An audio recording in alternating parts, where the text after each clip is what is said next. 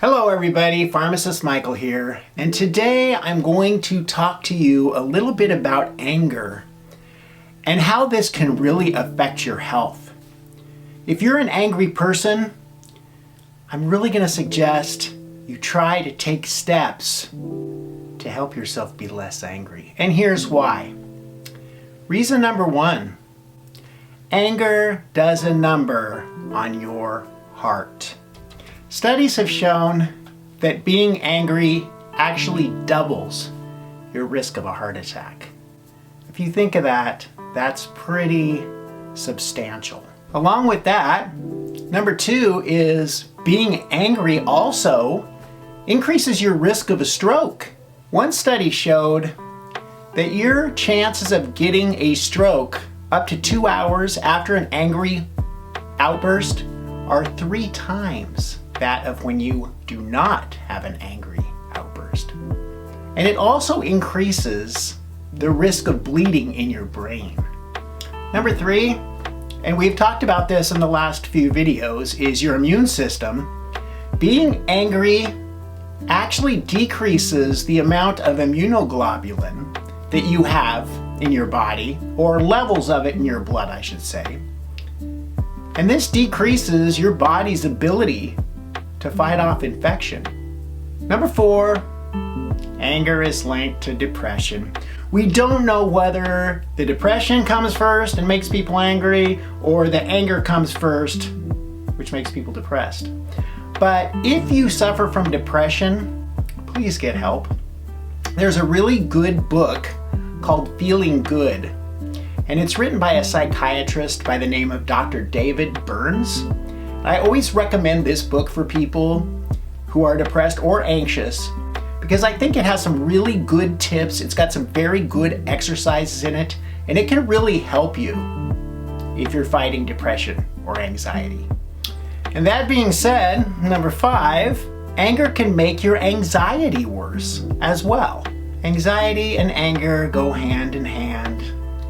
And if you are suffering from an anxiety disorder, especially general anxiety disorder, being angry can definitely make your anxiety worse. Number six, anger is bad for your lung capacity.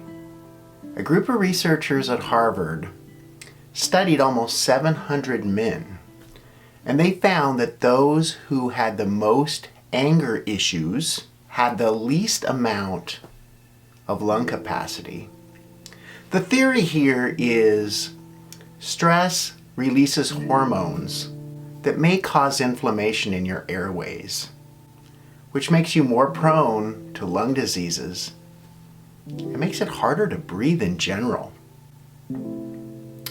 Number seven, being angry can cause headaches. Just the tensing up of the muscles in your face and your head can cause stress, tension, headaches. So remember that next time you have a headache. It does pay to relax sometimes.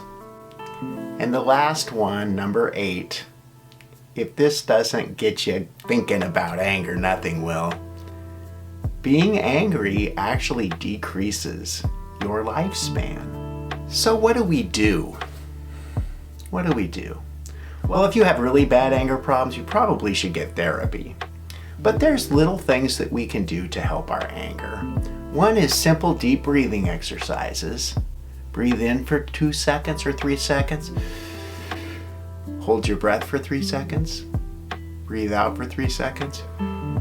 Hold your breath for 3 seconds. Another thing you can do is learn how to meditate.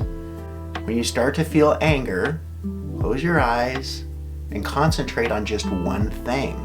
Progressive muscle relaxation can also help. That's when you tense your muscles in different parts of your body and then release the tension on them. And pay close attention how that makes you feel. These are just a few examples. There's a lot of ways to deal with your anger. But please, if you have anger issues or you find yourself getting angry too often, think about what it's doing to your health and try to take steps to improve that problem. I hope you've enjoyed this video. Please give it a thumbs up. Share it to somebody that you know that might have anger problems. And please subscribe to my channel. I'm Pharmacist Michael, and I will be doing videos every day on happy, healthy living. Be happy and be healthy.